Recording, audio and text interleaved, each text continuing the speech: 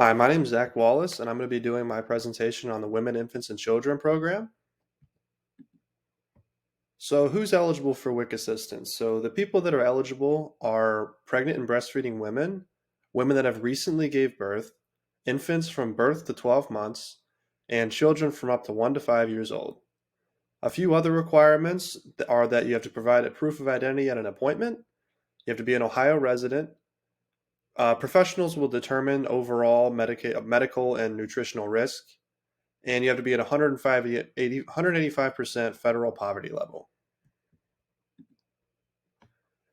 So, what does the program do? Well, WIC provides the following supports: it provides nutritional education, it provides breastfeeding support, and it does healthcare referrals for infants and children.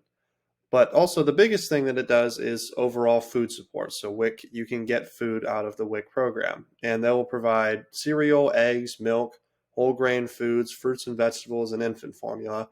So, overall, just healthy foods to help support children that are growing up without those things and help them potentially have a better future. Some of the stated positive outcomes of WIC that they list on their website are that it improves pregnancy outcomes, it reduces infant mortality. Overall, it provides young children with a healthier start in their lives by improving poor diets.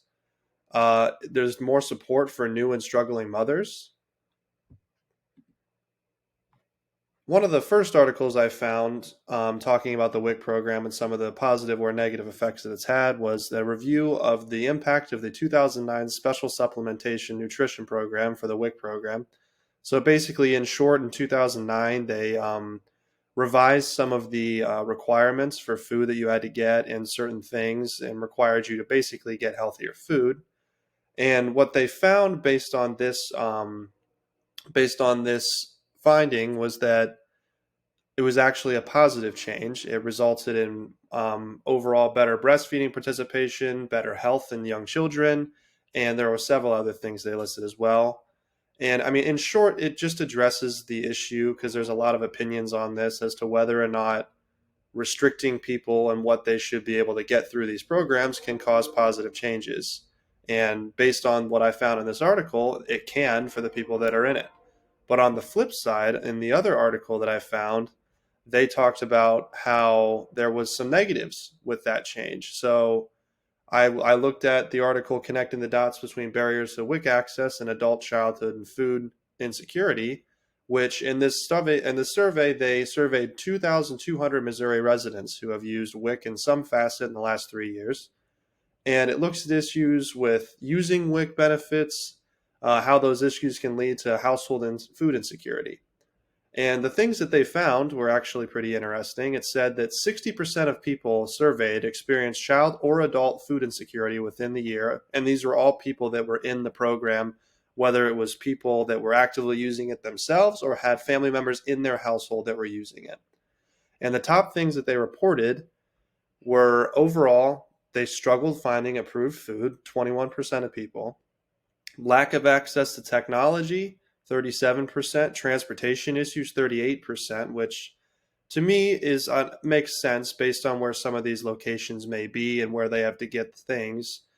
Inconvenient hours and finding childcare. Obviously, these parents are the ones that have to get the food. And if they can't make it work with their work schedule, if they can't make it work with trying to make sure their kids watched after, there's going to be issues with them getting the resources. And obviously, it's pretty big, 35 to 40% and 33%.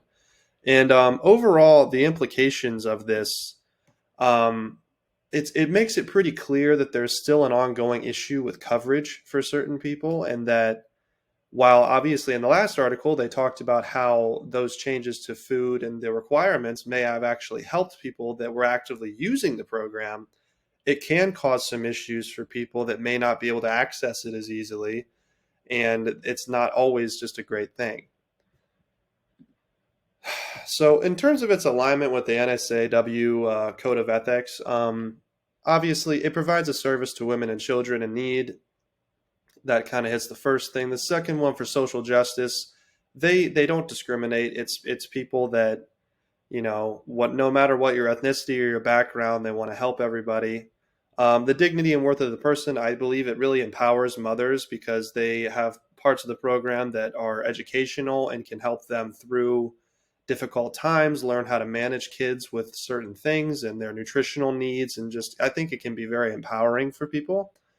And overall, I think in terms of human relationship, it can improve relationships between mothers and their children and overall just family. I mean, if people are fed, they're happy, and it's a big part of life.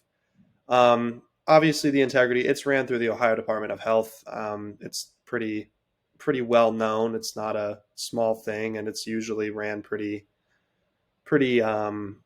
centrally. So, and also the competence, it's registered social workers that run it. There's people that are very qualified to do these things.